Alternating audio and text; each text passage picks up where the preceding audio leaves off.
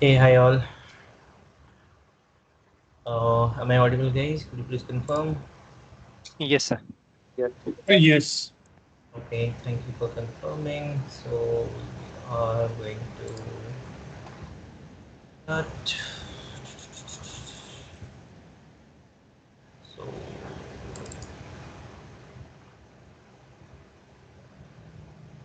give me a moment, guys. We'll just start. Okay.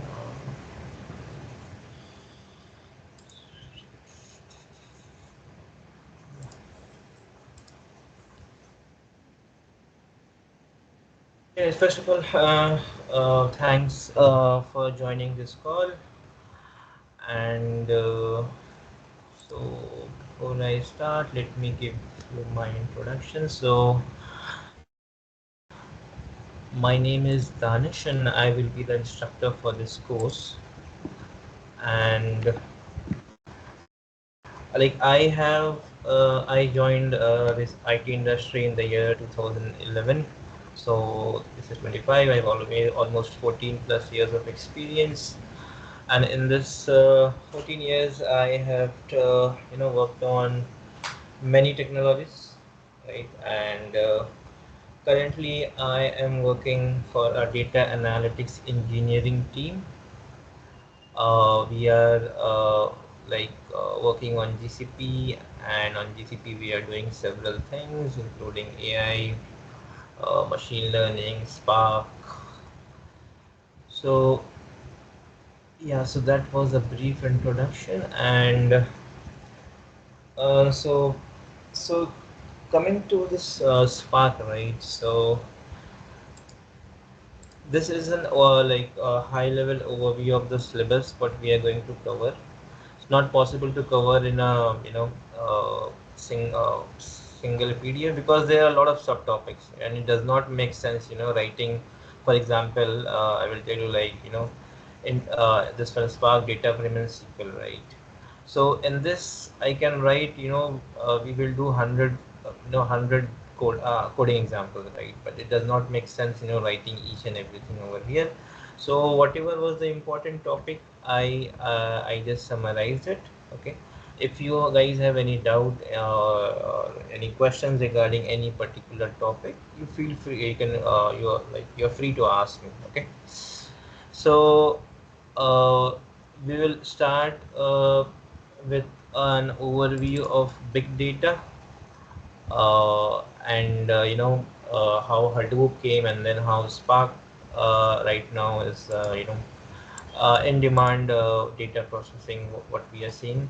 Okay, and then we will second module try to understand the architecture, how the thing works.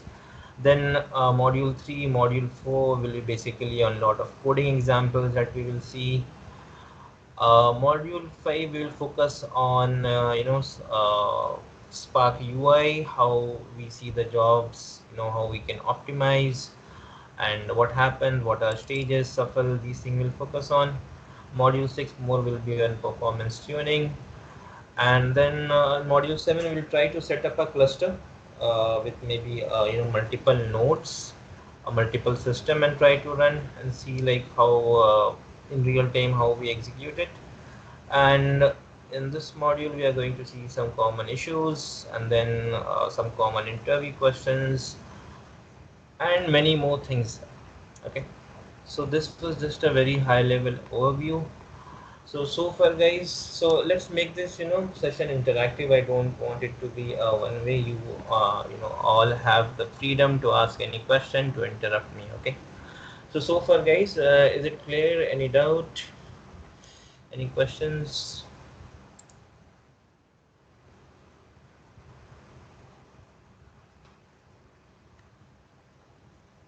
Okay. I think that means, I think no question, right? All of you are on the same page. Say yes, no, guys. Anything?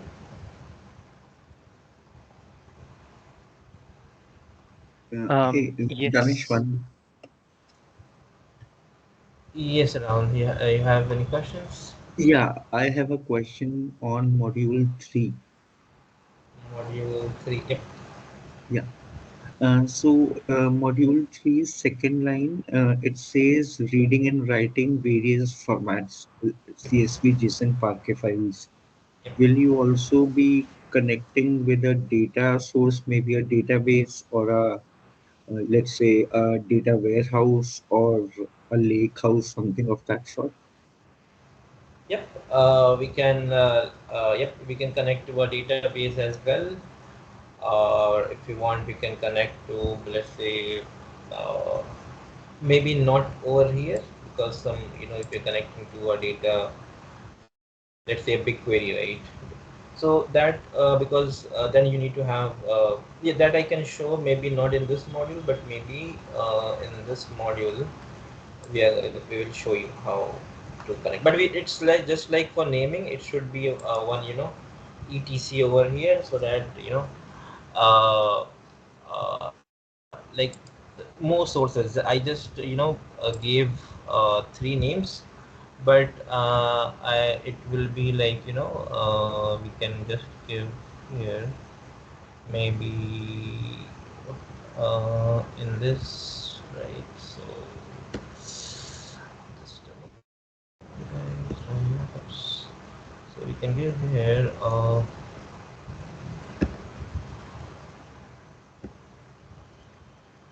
right here etc. Okay, so there will be more sources, like whatever we are comfortable. Okay, okay. And what will be the platform to write the PySpark codes? Will that be a Databricks notebook or something? Yeah, good question. So maybe from next class now, first we'll do a setup in our own laptops. Okay, because generally for development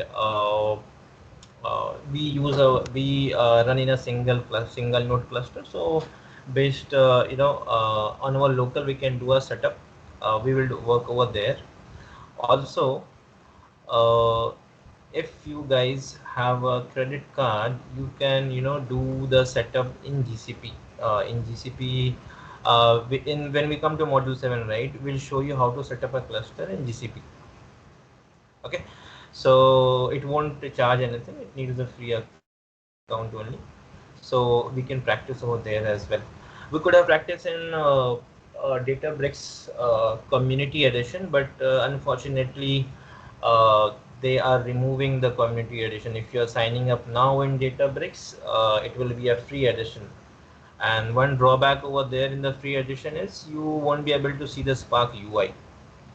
But those who are having a community edition, they already have it, so they can practice there as well. Okay. Okay, so let's start with what is big data. Okay, so let's start, guys, with some questions. So anybody, guys, what do you mean? What do you understand by big data? Let's try to understand this. Then we'll move into next one. Anyone want to volunteer? Yeah, I think any data that has three V's, including which means variety, volume, and velocity, is a big data. Okay, three V's. That's right. That is one of the definitions. We some says three V's, some says five V's. Okay. Any other definition, guys?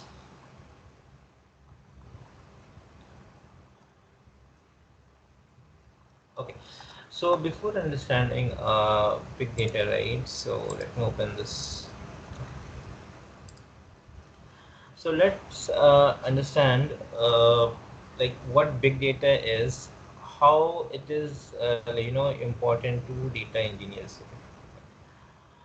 So uh, we have some common definitions that generally they say, in social media, YouTube, there's so much of data that is coming up, that is big data. Public internet data, that is big data. 5 V's, volume, variety. So these are the commonly accepted definitions. Okay, but they they don't give you some answers, like as a data engineer, right, what should be our focus. Okay, So as data engineers, we need to understand, okay, how to store big data, how to process it, how to manage it. Okay, these are like more practical questions that data engineer or anybody working with huge data, they should be as technical, right? They should be they should have some knowledge on this. Okay, so as you see, what should be our focus? How to store. Okay, so if you have, let's say, 1 petabyte of data, right, and your laptop or computer have hard drives in terabytes, right? So how will you store this? And how will you process it? Okay, so an engineering mindset is, data source business use case. That should not be our main focus. Our main focus should be, how we can store that much used data, how we can process it parallelly across, if the data is lying across several computers, right?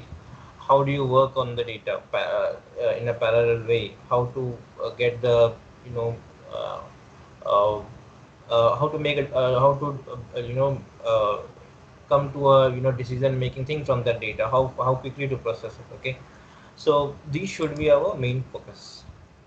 Okay, so we have 5 GB Twitter data JSON files, laptop 1 TB, storage 60 can be processed in a single machine, no special architecture required. So these will not fall under big data case. Okay, but you have something like 5 petabyte of data. Okay, exceeds the single machine capacity, requires distributed storage, needs specialized processing framework, right? So this like these things will come under big data. Okay, guys. So far, is it clear? Am I going too fast? Are you able to understand? Yeah, it's clear. Danish. One question I have. So, in a big data scenario, is it only the processing that happens on distributed system, or also the storage happens on distributed system? Yeah. A good question. So mostly in cases, right? Let's take the example of a big query in GCP. Okay. So uh, under the hood, if you see, BigQuery has processing and storage. Both are separate. Okay. So under storage, it may in the background it may have many computers, many nodes. Okay, that can store the data.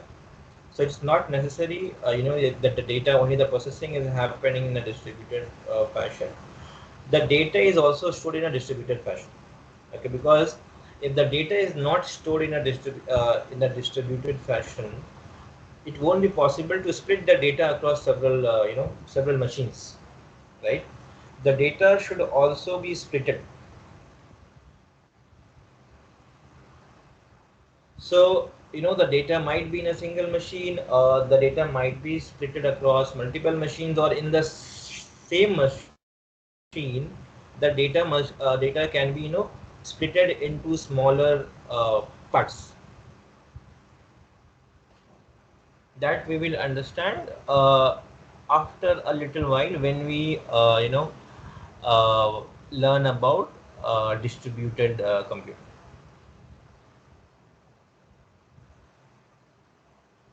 Is that clear? Does it answer your Yes, question? yes, So yeah, so over here, see how distributed file system works. Okay, so let's say we have a large file is 5 TB. Okay, now so let's say this 5 TB, this might be in any storage system. It might be uh, if we consider Hadoop, it can be on DBFS, or it can be in any of the cloud storage system. Maybe in GCP it can be GCS bucket. In AWS it can be an S3 bucket. Okay, in uh, what is Azure? What do you have, Blob or uh, So it can be in the storage of any ADL cloud. agent too. ADLS, right? Yeah, yeah. Yeah. ADL agent too. Yeah. So one common thing in all these storage, cloud storages, right? Your data can be stored in a distributed fashion. Okay, in parts, in chunks. That will be easy to process. Okay. So basically, what happens, guys? So we have a large, data. So first thing is we break it into parts. Okay, and then these parts they are assigned to different machines. Okay, so machine 1, machine 2, machine 3, and we do the processing. Okay. So in Spark, right? Anyone has any idea who will, if we are reading a file, 5 TB file, who is going to divide it into small parts? How this is going to be split it into small parts, this large file? It can be a TXT, it can be a Parquet, it can be a CSV, any form.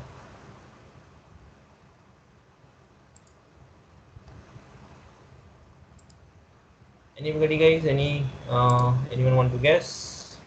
Name I node. think it's a scheduler. Scheduler, a good try, but not the right answer. Anyone else? A scheduler or a task manager.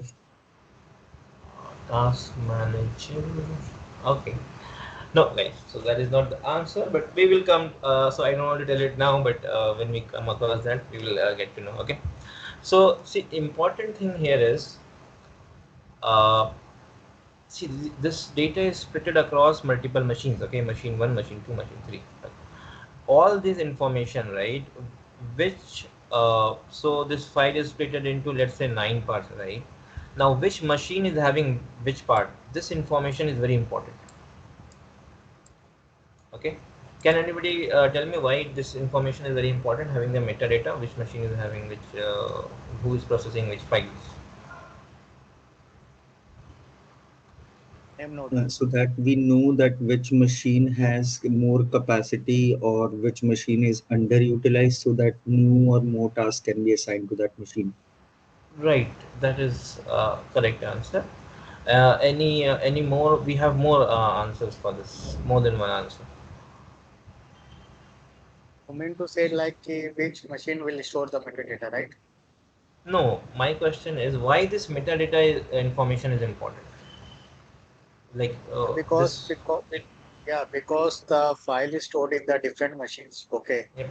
So if the user wants to try to read the file, he don't know like in which machines the file is there. Okay. So first the request will go to the like the machine. Okay. So it will check like on which machines the file is stored. So they will get all the IP address of that machine so that the user can access the data.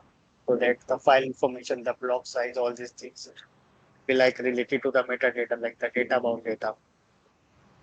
That's why like this metadata information is necessary.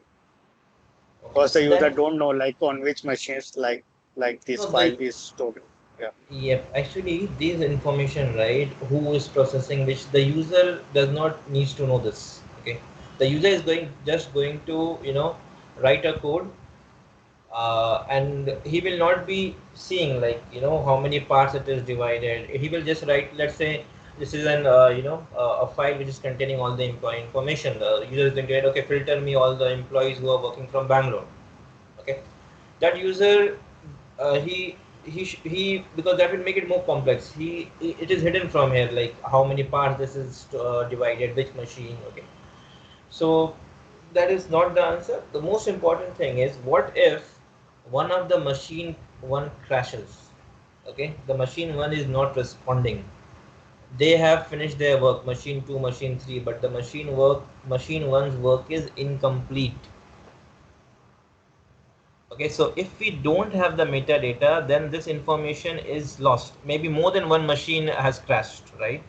If it is hundreds of machines working, if 5 of them crashes, we should have the information. What were those machine working on? What was the file part? Why is this information important, guys?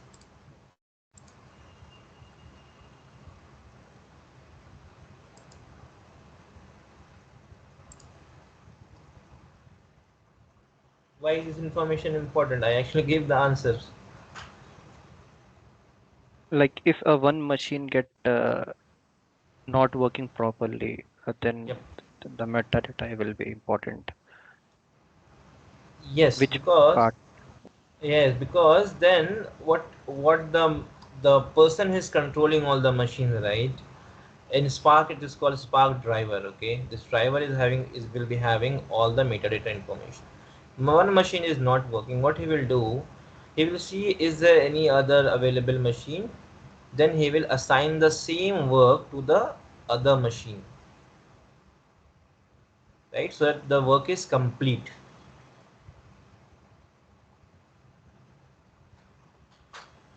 Got it, guys? I hope you have understood this. Yes, sir. So what if all the machine get are not working? So if all the machines are not working, the information is with the driver.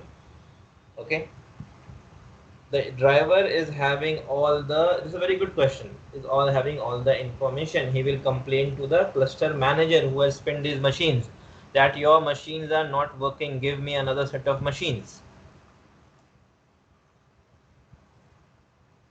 See, Like, In this case, job will fail and again like to restart. yeah, in this case, the driver will have, but all the data, no data will be lost. Okay, the Yes. yes, the job will fail that all the nodes are down. So again, he can process it. But that has rarely been a case that in a cluster all the machines have failed. I don't think there's any incident like that. Okay, so that is the thing. See, these kind of questions are very important in order to understand distributed computing. Okay, it's very important. Why? See, coding these days, I tell you, coding these days, doing coding is very has become very easy. Has become very easy. But understanding the concept, I can directly go and just write some Spark program and see what is happening. You can easily see. But coding, more than coding, for it is very important to understand, how this distributed thing works, right? You might have a question, what if the driver, so that this driver, right, Spark driver, that will be also running on a machine. What if that the driver crashes? Then what is going to happen? Right? That can also be a question. So these kind of questions are very important to understand distributed computing. Okay, guys, Uh, clear? Yep. yeah, yes, sir. One more question. Like we have a large file for a 5 TB. So there Yep. is any limit like we are dividing only a 9 parts or it will be a more parts? There is no limit. In generally, uh, uh, generally what will happen na, in machines they will have cores. Okay, they will have cores. So let's say a machine has 4 cores. So and by default, Spark will create a 128 MB block. Okay, so for 1 GB, it will be 10 blocks. So based on that, and it will it you can change it. It is not like hard and fixed rule, but that is the default. You can configure it again to change the size. Okay, so there is no like a limit.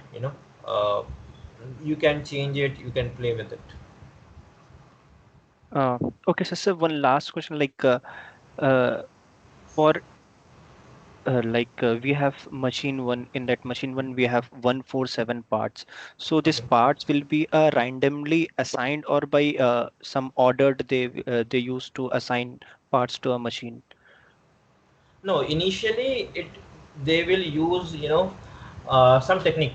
There's some hashing techniques, or and like there's some hashing techniques. There are different techniques with which we can divide a file.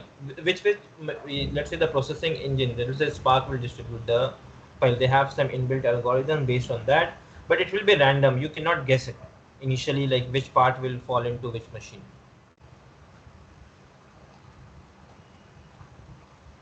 Okay, sir, got it. Okay. Okay. So there is one question. As a yep. developer, let's say we just know that we are submitting a code, but Right. as a developer, can we also get to know how many machines are assigned for our code? Yes. See, your when you run the job, right? If you are having access, to the Spark UI, right? There you will be able to see number of executors you are getting. If you have, generally they give the access, that you have the access to look at the Spark UI and understand it. Okay. Okay, so coming to the next thing, yep. So, uh, so this map reducer, right? This is the key. It can be called a framework. Also in Hadoop, we use it.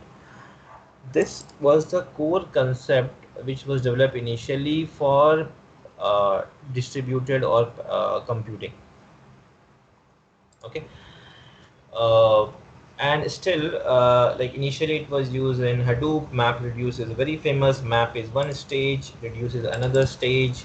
So basically there are some white papers also on this MapReduce algorithm, how this works. Okay, so we will discuss more on this in the upcoming slide. But Spark also, the new technology like Spark, data flow, they also, under the hood, they use this concept only, MapReduce, which was developed initially for distributed data processing. Okay, so Hadoop also uses this MapReduce. Spark also, under the hood, they will use MapReduce only. Okay, the terms have changed, but this MapReduce, this was the uh, algorithm or say framework which was developed for doing distributed computing things. Okay, so this is one example of MapReduce, how thing works. Okay, so let's say what happens is, we there let's say these information, right? These, like, these were in a text file, and it has been distributed across three machines, this information. Okay, so machine 1 is having name of two fruits, machine 2 is having three, machine 3 is having one. Okay, so in MapReduce, what happens in the first map stage, right? Although this is not that important to understand, but just a high level overview I will tell you about this. So what is going to happen in map phase? It is going to put a count, so banana, there is one banana in this, so it will give a count as banana 1, apple 1, all these counts will be this happens in the map stage. Okay, so basically here we are trying to find out, like, the fruit name and how many times it is present in a file. Okay, this is our problem statement. After map, we will have a shuffle.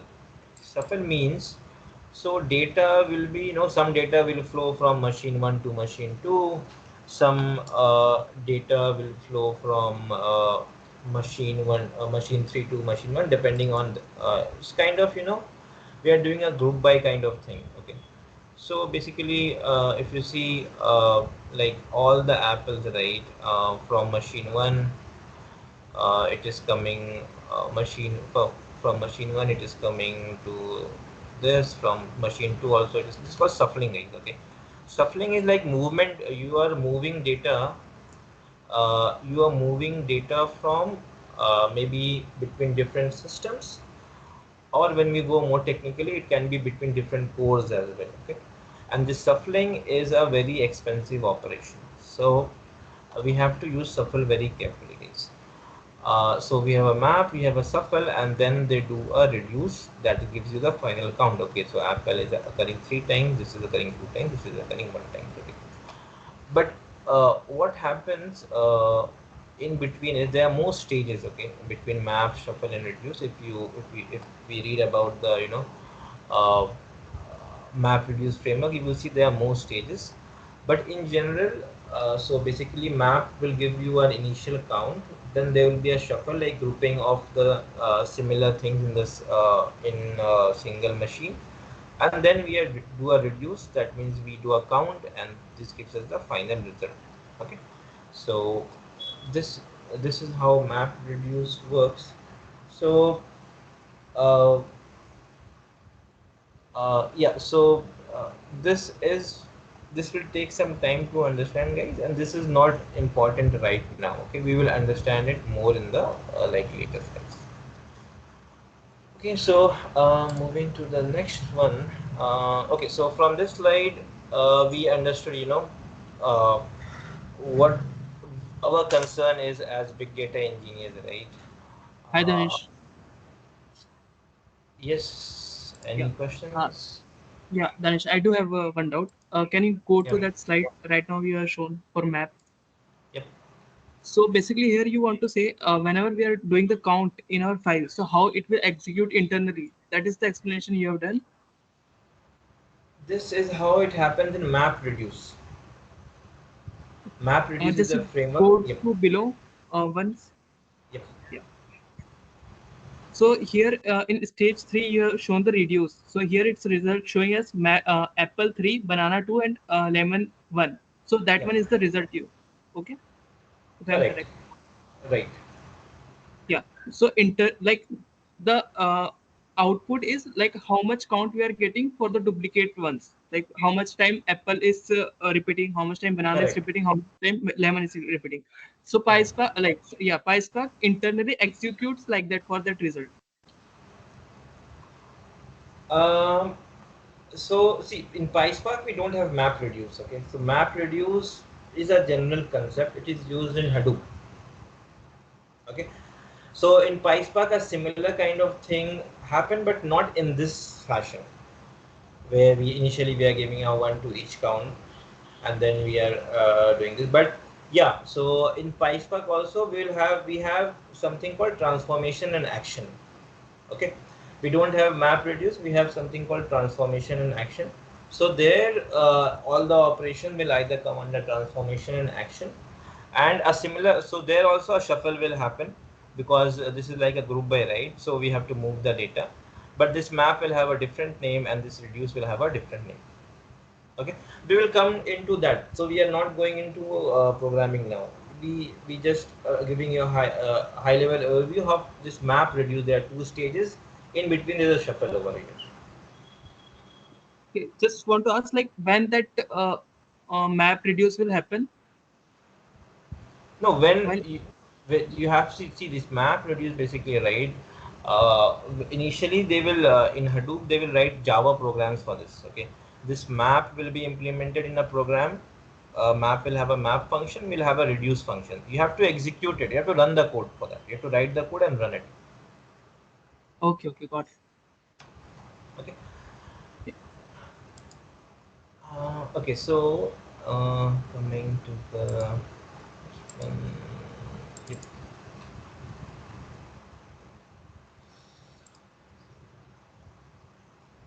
Okay, so guys, so in this, as you know, there was big data came into picture, right? So there were different white papers, a lot of research was going on, and there's a lot of background in which from where we got Hadoop, but I don't want to go into that those things. But in general, we'll talk about Hadoop. We'll talk about what are the drawbacks of Hadoop, which was overcome by Spark. Okay, guys. So Hadoop has a lot of components. Okay, you have a lot of rated hive, zoo, a lot of things were introduced slowly. Okay, but the main three components that it had was this one, Hadoop distributed file system. Okay, HDFS. So in Hadoop distributed file system, right, a big file was used to come, and which was being split across small parts. Okay, that will be assigned to different cores, different machine to execute. Okay, that was one thing. Or file storage. Okay, second thing was Yarn. This was like a resource manager kind of thing, which is to assign the machines to a particular, for executing the code. It will assign the resources to you. Okay. So Yarn was there, and MapReduce, as we talked about, this was we can say algorithm or framework for like parallelly processing the large data sets. Okay. So these were three components, and initially people had to write programs only in Java, but then they introduced HDFS where people can write SQL codes also, and other like parts components were also developed for Hadoop. Okay, but there were some limitations of Hadoop. Okay, first thing was it was slow. Okay, it was not that fast. Okay, the reason behind was like we have seen some stages, right? Map, circle, reduce, right? So after each stage, it has to write the data to disk. Okay, and then the next stage again it will read it from the disk. So this reading and writing, from the disk, this IO thing, this used to make it, time consuming and costly. Okay, and initially it was designed, for like, stability, robustness, it will work it anyhow, but not for speed. Okay, so these two were the, especially the speed kind of thing, right? That's IO operation that was going to happen. This is to take a lot of time, guys. So this was a drawback of Hadoop, which was overcome by Spark. Okay, Spark, what it did, it stores all the data in memory. That makes it, 100 times faster than Hadoop. No, for see, in Hadoop map, it will do a disk write. Again, the next stage, it will read the data from the disk. Again, it will write to disk. So this disk IO operation used to take a lot of time and costly. What Spark did, it is using memory, in-memory computation, that is making it very fast. Danish, one question. Can you Yep. please explain these terms, disk and in-memory? See, disk, you have a laptop, right? How much Yeah, disk, what is your size of a hard disk? Storage, how 250 much? GB, Okay, 250 GB. Got it. And what is your RAM size, memory? 16 GB. 16 GB, right? So, uh, when something is in memory, let's give me a very simple example, right? Someone asks you to do a calculation, okay? What is 16 into 1000 into 5 into 7 into 9, some big thing, right? You do it in a maybe calculator, right, and find the answer. And let's say it's in your memory, you say it quickly, just a question, and within a second you answer it, right? So so if any data is in memory, right, that operation is done very fast. In memory, you're doing it, you're reading it very quickly. It will take very, it will be in a jiffy, no time taken. But something is being written, let's say you're writing 1 GB of data, you're copying a file, right, from one folder to another folder, it's 10 GB, right? It will take time, right, if you move Yeah. a folder, right? So that is just that is your write operation on your disk. Similarly, you're reading, it will take more time. Okay, but in Spark, it is in the RAM, right? It will be read very quickly. So that is the difference between this disk write and in-memory computation. Okay. Okay. So you mean disk refers to the hard disk space Correct. and memory refers to the RAM size. Right. Okay. So in this, guys, there are a lot of things we need to know the hardwares also. Okay, when we execute this cores, how many cores are there? So those kind of details also we should understand a little bit to have a better a grip on this. Okay, fine, guys. So then comes Spark.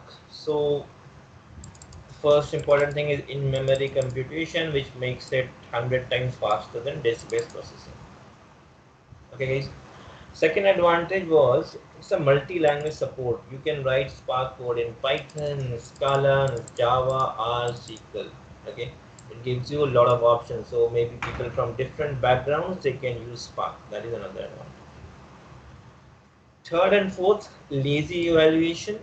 This will explain you with an example because right now we have not started coding. Okay.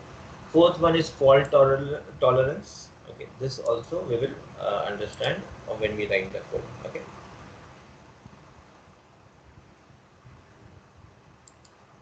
So any question, any doubts, guys, so far? Yeah, Danish, I do have a question. Like Yep. previously, you have compared Hadoop with the Spark. Okay, so just I want to know why we are comparing Hadoop with the Spark. Like, is there any relatable thing in that one? Because both are doing big data processing. Hadoop came earlier, Spark Mhm. came later. Okay, so we want to say that like Spark is more efficient in case of performance, and Correct. Hadoop is slower. Okay, Correct. got it, got it, got it. Okay, guys. So there's some more comparison.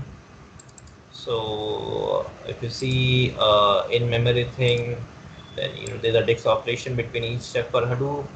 But now Apache Spark, we have something called DAG, which we are going to understand. So in Hadoop, if there is some fault with anything, so they have some concept called HDFS replication, but that we are not concerned to understand that. If we are more concerned with RDD, how is this RDD lineage-based recomputation done? This is more important and something related to speed. Okay. So this we have already discussed in the previous slide. And coming to Spark now. Okay. So if you see, open the website for Spark. It's called a unified engine for large-scale data analytics. Okay. So, if you see the Spark thing, we have something called Spark core in the middle, okay? And all this, like machine learning, analytics, streaming, they all, will be using under the hood Spark core, okay? So Spark, why it is called unified, guys? Because it gives you a single platform, okay, to do all the things. You can do machine learning work, you can do stream processing, you can do graph computation. All can be done via this Spark code. You may no matter you write code in Python, you write in SQL or Java, under the hood it will be utilizing the core libraries, uh, which drives the entire Spark thing, guys. Okay. So, if you see over here, it's a multi-language engine, okay, and all these kind of work, data scientists, batch of streaming data, SQL analytics, machine learning, all of them will be using this Spark code, okay. So we don't have, we don't have a separate, you know language or library for doing different types of thing. Everything is available in Spark core only. So this will make it easy. Anyone wants to do anything, you just need to have this Spark core in your system and you can work on these things. Okay, so some key uses we have. We use it for big data processing, we use it for machine learning as we discussed, we use for graph analytics, we use for real-time streaming. Okay, and who all uses Spark? So uh, we have data analysts, we have data scientists, we have ML engineers, we have data engineers.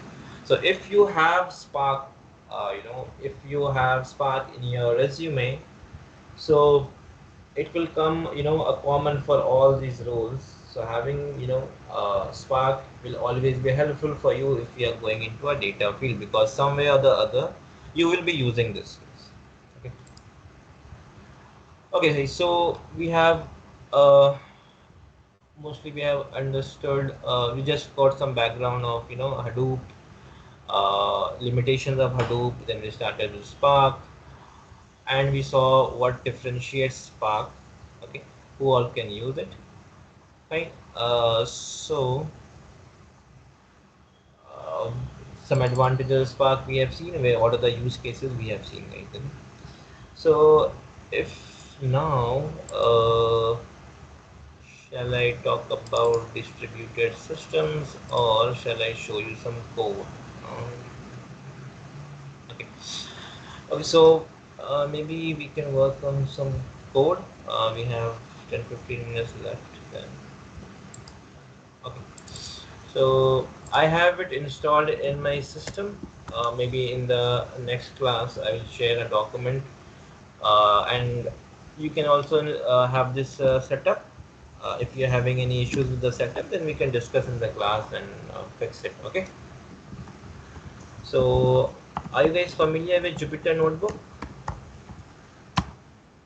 Yes.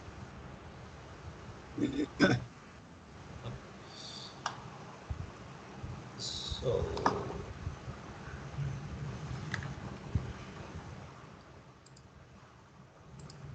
um, okay, guys. Now before we start writing Spark code, right, we have to do some import. Okay, those are important. For example, here in this, okay, we discussed about Spark, but we did not discuss about PySpark, guys. Okay, So PySpark is nothing, when we are using Python API for Apache Spark, we call it PySpark. Okay. Nothing. So if you're using some other API, then you can do it with Scala as well. But PySpark is nothing. If you're using Python API, and this Python API is developed by the Spark team only, so it forms a PySpark. So not much of a difference in like it's simple only, not that much difficult to understand why it is called PySpark. Okay.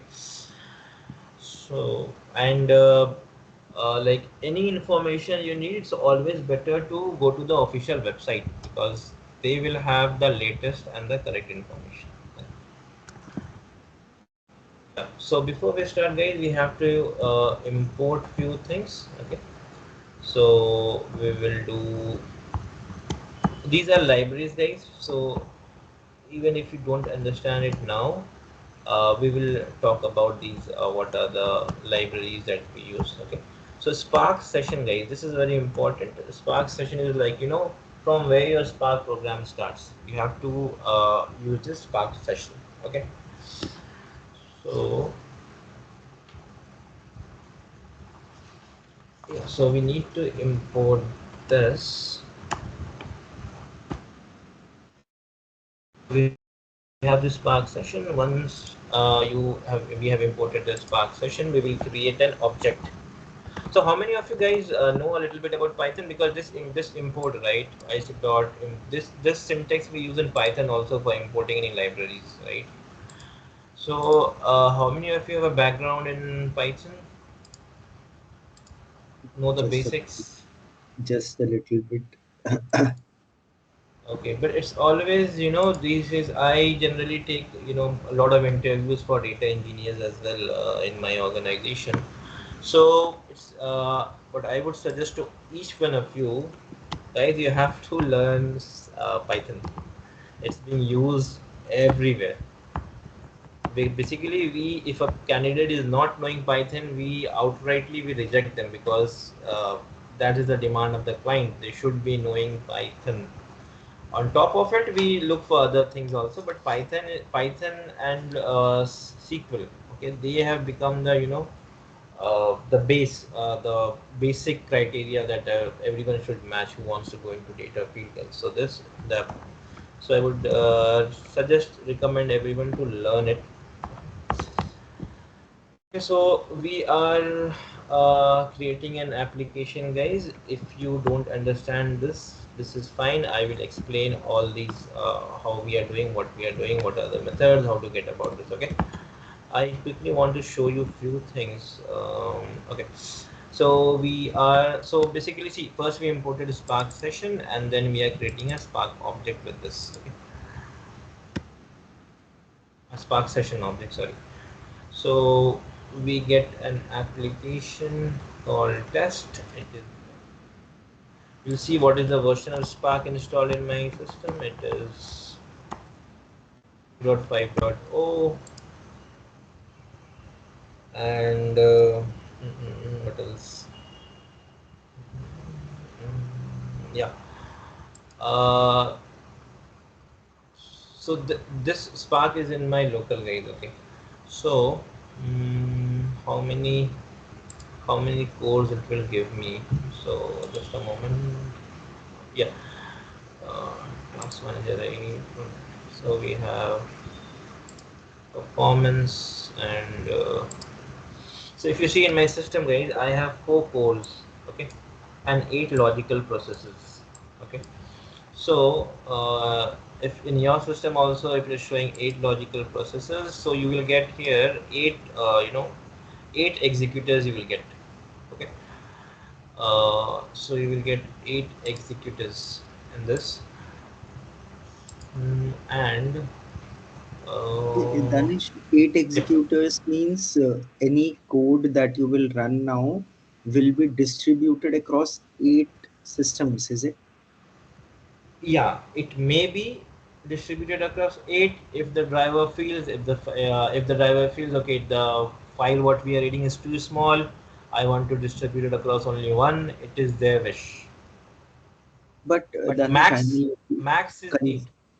Max is 8, but I'm a little confused when you are running this code on your local system is just one physical machine. So Machine. how it will be distributed across 8 machines? Not 8 machines. I did not tell you 8 machines. Okay. So, see, each machine will have cores. Okay, each machine will have cores. So, our file when it will be partitioned, right? It will be distributed across the cores. Even if you have multiple machines, right? So, if you create any VM in cloud, right? You will have the option to select the type of machine, and in that machine, they will show you some machine will have 16 cores, some machine will have 16 cores obviously will cost you more, some will have 8 cores. So, and your data will be distributed across the cores in each machine. Okay, so I will quickly show you over here only. So I will just read one file, guys. Okay, so spark.read, and let's say I'm reading a CSV file, and we have some lot of options to give. Let's say the CSV file is having a header,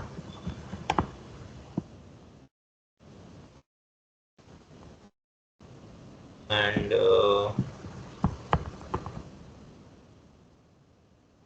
let's say we have something called info into is going to read a few rows from the file and is going to infer the schema. Okay, we are not specifying the data type of each column in that CSV. It will automatically infer this, and this file is present under a folder data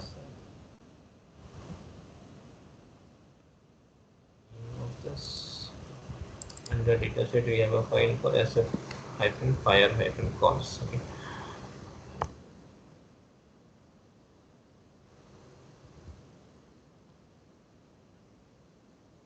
Okay, so this will do this. This is going to this is going to create a data frame, guys. Okay, Spark read operation is going to return you a data frame. Okay, just executed this, and if it is showing a star, that means it's still executing. Okay, so what will happen, guys? It will read it to a data frame, and internally it will convert it into an RDD.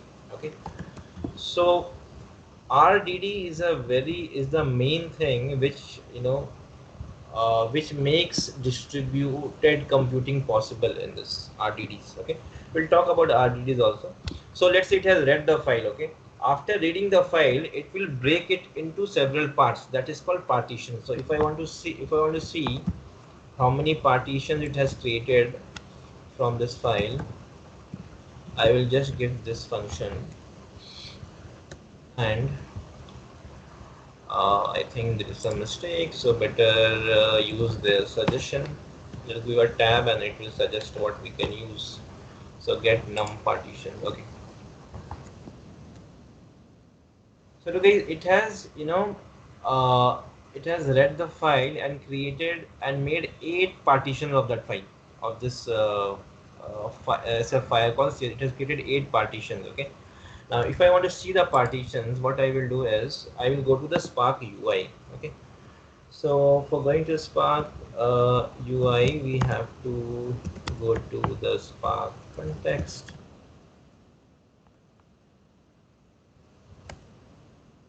Spark session has no method called Spark context. Spark session object has no. Then, okay. It's the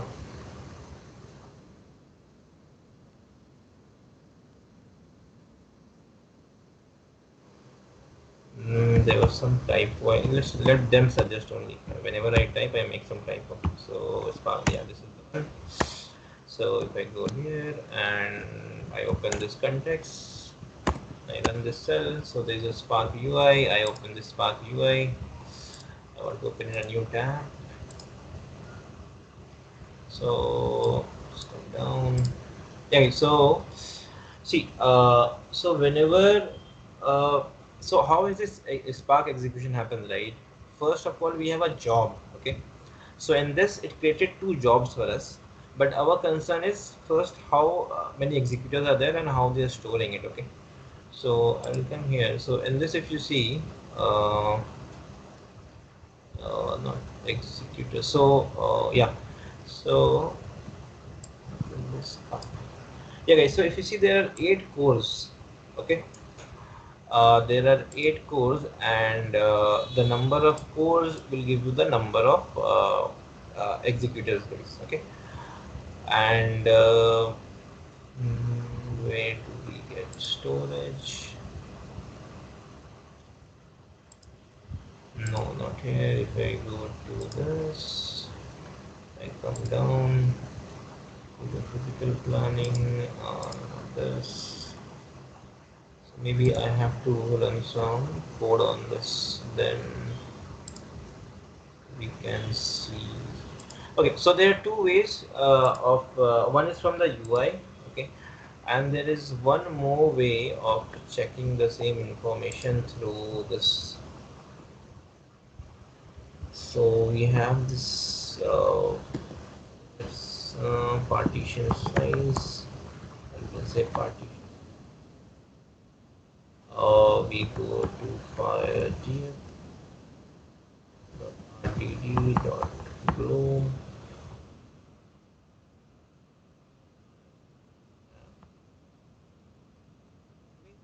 You the code, right? Okay, if you don't understand the code right now, it's fine. I am trying to show you something else.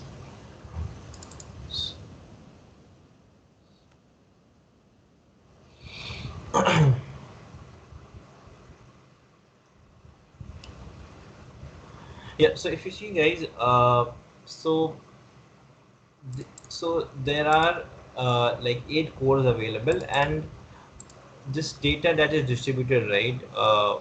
We have read this file, so it is distributed across this 8 cores, and in the first core we have this many records, 25,466. The second core we have this many records, so it gives you a count of, the number of rows in each, we can say in this case, in each executor you have, okay. So these many rows are present in each executor. This information you can also see it in the UI, but right now, um, let me check.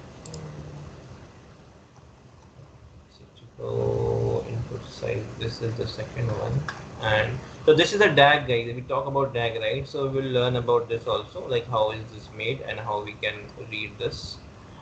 If I go back, this is the first, yeah, 8 out of 8, 1 out of 1. Yeah.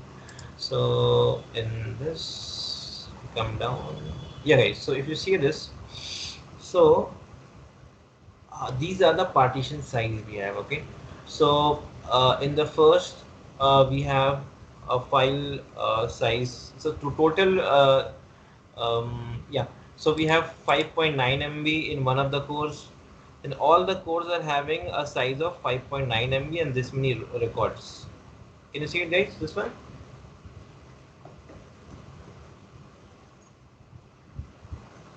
Yes. Right? So see, and if you see the code, guys, we have not told anything, to divide it like 5.9 MBs in each core or this many rows. So this when we're using this read function, right? So the Spark internally will divide your data. Okay, we have not mentioned any logic now. Yeah, through some function like partition by, we can tell, okay, that we'll cover later. If partition by, okay, with this partition by, you make this kind of division between the nodes. But when we use read, guys, automatically the data is divided. Spark will divide the data by itself. We don't have any control on this. Okay, so if you see, all these are having this many records, and this many records were left, so this partition size has become little bit small. Okay, so what we can do in this case, if we are fine with this, no problem, we can also combine this with the other cores also. Okay.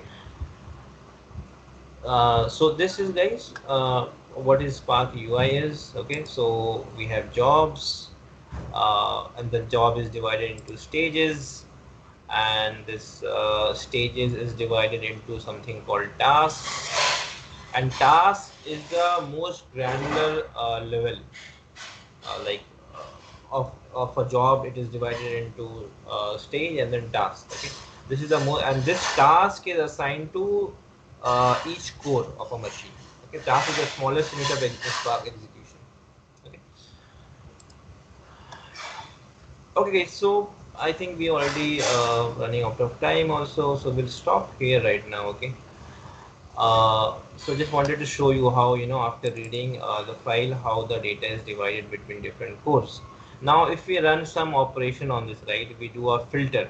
Okay, if we do a filter, so that filter will apply to each of the cores. We don't have to tell, go execute in this core.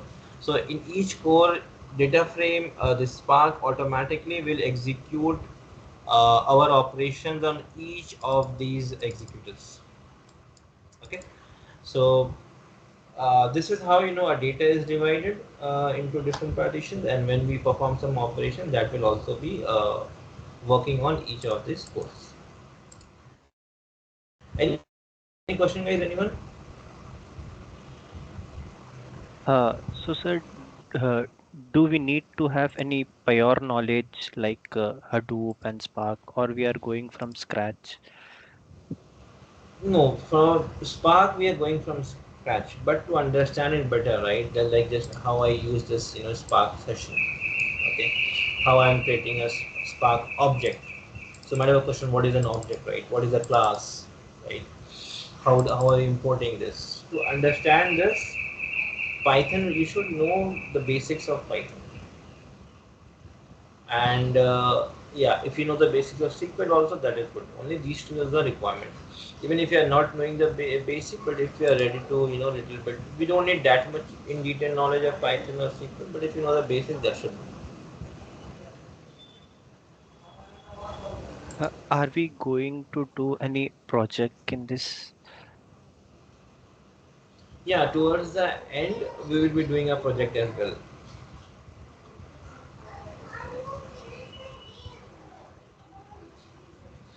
Any other question, guys? Anyone?